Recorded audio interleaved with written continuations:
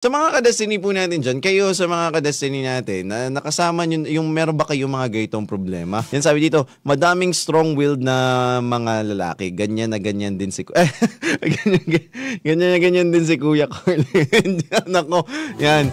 Meron talagang mga ganun. Merong focus muna tayo dun sa lalaki. Nakakatuwa naman at ang nangyari ay parang yung napaka-strong-willed nga. Tama yung sinabi ni Prince. Parang may mga lalaki nga ganun na pag committed na sila, hindi na nila pinapansin yung ibang mga babae. Parang na sila, parang keme-keme na lang. Wala na sila sa isip nila. And may mga lalaki kasing patol.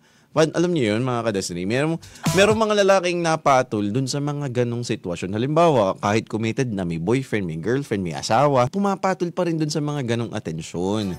And sometimes maybe because hindi sila nabibigyan ng attention o yung ibang tao nagbibigay ng attention sa kanila. Pero it's not an excuse to do that to the other person. I think that's a form of micro-cheating. Sa mga ka-destiny natin dyan, yun ang parang isang form yun ng micro-cheating, yung pag pinapansin mo yung attention ng iba. Hindi naman sa inapansin yung attention ng iba.